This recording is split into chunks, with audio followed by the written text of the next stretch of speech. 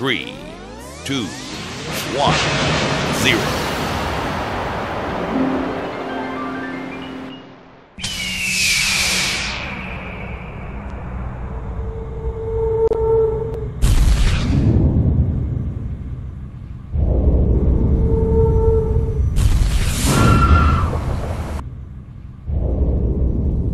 وبركاته عليه.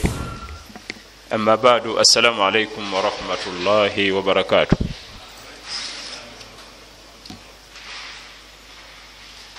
Tumwebaza Oweekitiibwa Jalla Jalaaluhu akyatuwadde obuwangazi ate era naddamu natusinkanya mu lukuŋŋaana luno nga tusisinkanye okubaako byetwejjukanya mu ddiini yaffe.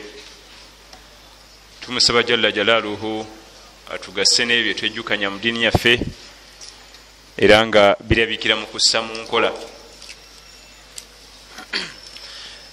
Nja kusooka n'ebigambo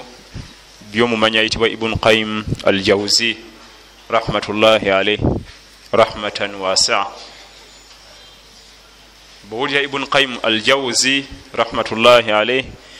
omanya twogera ku ggwanga lya Syria, Damascus, kubanga yeewabwe gyazaalwa. Era bw'owulira nga boogedde ku Ibn Qayyim al-Jawzi rahmatullahi alayhi omanya nti boogerera mu regime eyalimu omumanyi Sheikhul Islam Ibn Taymiyyah rahmatullahi alayhi, omwali omumanyi ayitibwa Nawawi, abo bonna bava mu ggwanga lya Syria rahmatullahi alayhi, Ibn Kathir wa tafsir naye agenderaawo, Imamu Dhahabi, bonna basajja bava mu ggwanga lya Syria mu kibuga Damascus, wadde ng'olwalira Abayudaaya bakiyuzaayuza ne bakyononera ddala naye kyali kibaddeko ekikulu ennyo mu irimu ensi ya Syria mu kibuga kyabwe ekyo kibaita Damascus oba Damashq. Naye nga bo bonna bonna omusomesa waabwe ali omu, Sheikhul Islam Ibn Taymiyyah rahmatullahi alayhi, yasomesa envuumulo zino zonna Ibn Qayyim, Ibn Kathir, Nawawi, Imamu Dhahabi, yasomesa bikonge byokka mu kilasi ye, kubanga buli omu amubayizi abo yavaamu ate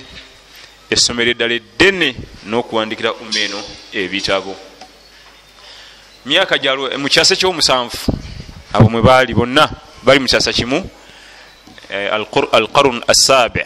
ekyasa ky'omusanvu rahmatullahi alayhi ajmain.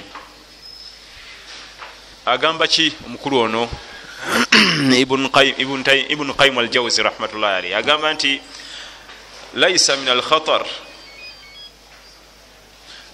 al-khatar an takuna as-safina fi al-ma, lakin al-khatar an yakuna al-ma fi as-safina. Si kyakabenje eryato okuba nga liri ku mazzi, naye ekyakabenje ge mazzi okubeera mu lyato. Kuba okugamba nti eryato liri ku mazzi ekyo si kyakabenje, kubanga eyo origin era bwe kirina okuba.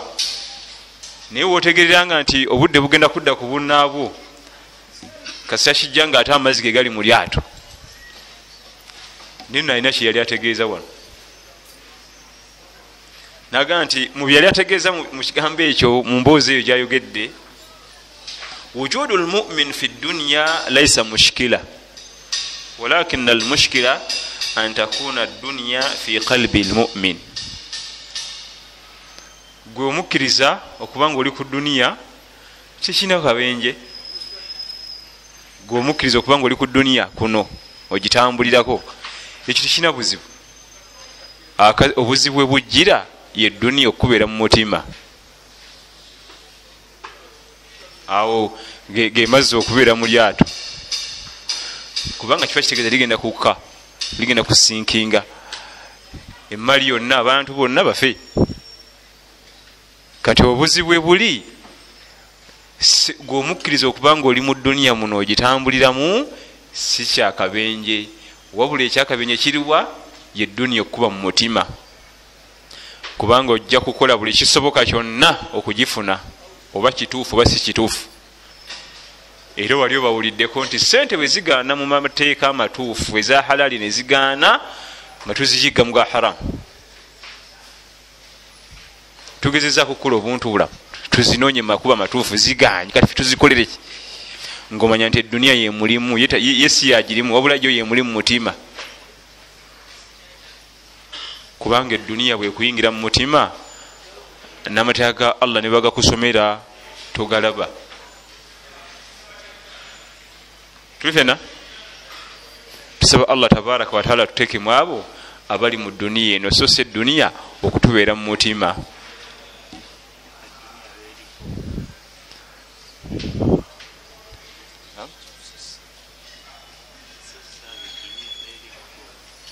tusaba Allah tabaraka wa taala ateke mu abo abali ku duniya so si abe duniya byayingira muki mutima kubanga sitengira mu mutima ekosa bingi katusembeyo kano Ibn Qayyim al-Jawzi yayogera omusajja omusiri yava mu Damascus rahmatullahi alayhi kano nako kazibunya ateke yayogera bana basajja Mungu yali yabawa kubanga kyolaba abamanyi batugaana okuzanyira ku mumanyi wa irimu tugezanga nozanyira ku mumanyi era omumanyi omu yagamba nti luhumul ulama masmum emibiri gy'abamanyi buba butwa ogezaako kumwogerera amafuukuule anti jjukira nti bwogeya omuntu oba olya nnyama ye ogezaako okugeya omumanyi oba olya nnyama ya butwa bino ebigo byetwogera si aya Quran si hadithi ya nabbi mumanyi bumanyi yasoma ku bukenkufu byalina mu ddiini n'ayogera ebigambo bye kati biibyo waliwo ekiwewuka byonna bizito byonna biki togezanga nozanyira ku mumanyi kubanga emibiri gyabwe butwa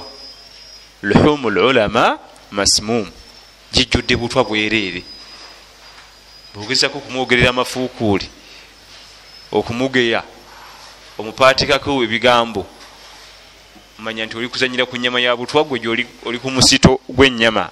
ewulira gwe kuwomera osikooti naye ngaejjudde butwa ejja kuleetera ebizibu kino kyetugenda okusembera yagamba halu labdi fi lqabri ka hali lqalbi fi sadiri halu alabd fi lqabr ka hali lqalbi fi sadiri embeera y'omwana adamu gyagenda okubeeramu mu ntaana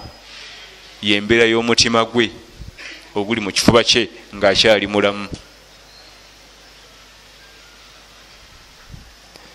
ye yayogera ebyo n'atambula n'agenda embeera y'omwana adamu gyagenda okubeeramu mu ntaana ye ng'amaze okuziikibwa yembeera y'omutima gwe oguli mu kifuba kye bwe guba nga omutima gwo tolina mirembe buli kaseera owulira buzibu oli mu mbeera y'akanyigo ng'omanya nti yentaanayo bwe guba nga omutima gwo guli mu mirembe si guli awo nti gwekutte mafutuhu lqalbu mutima wo guggule tolina buzibu n'entaana bwegenda okuba era ngaemirembe omutima gw'okubeera mu mirembe Quranul Karim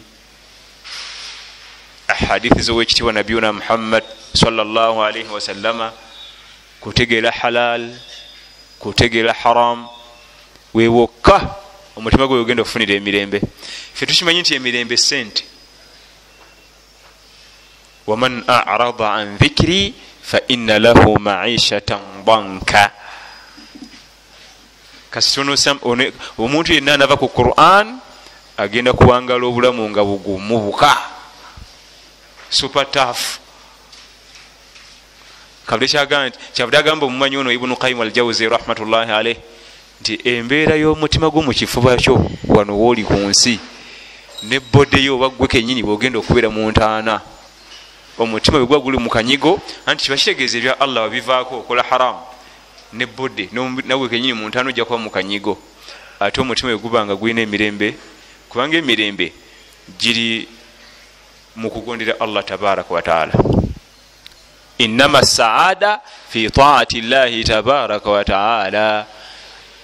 kibayita emirembe mu bulamu buno obwensi kiri mu kintu kimu tunoonya emirembe mu bintu bingi osanga bavuuka bakuba matatu ng'obulongo bubawadde nti omwe muli emirembe. Ludo mweso obwongo bumuweereza ti omunakuba amatatu ago nemunyenya nemuyibwa ludo ti awo wali emiki abadan abo tebagenda kuba mirembe. Innama saada fi taati llahi tabaraka wataala, okufuna emirembe ku duniya ate era emirembe anafuna emirembe ku akhira gyo yagifuna ku duniya. Wegiba gyakulema okukolerera nogifuna ku duniya ate ku akhira tegiriyo. Bwetwogera emirembe tetwogera bya ssente, ate n'abazirina tebagirina. Oyita ku maka g'omuntu n'ogatunuulira n'ogamba nti abo baamala basula omwo, nga amaka gokka endabika gigalabika gokakasa nti baamala, naye ngaoyo yennyini yeegomba ate asula eri mu kafunda mu katanga mu kalumu ako, nga nti oli yayinza kuba yalina emirembe ngono talina, kubanga emirembe giri mu kugondera Allah tabaraka wataala. Mba nyala kutandika na bigambo ebyo ebyomugenzi omumanyi wa Umeno Ibn Qayyim al-Jawziya rahmatullahi alayhi rahmatan wasaa. Myaka yaliwo mu kyase ky'omusanvu, muyizi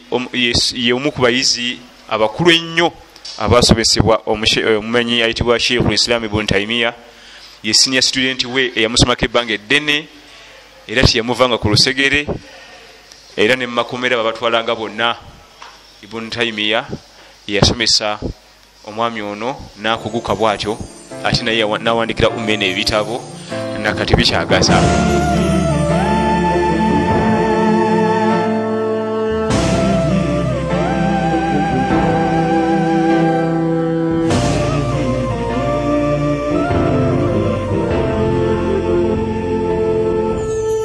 رسول الله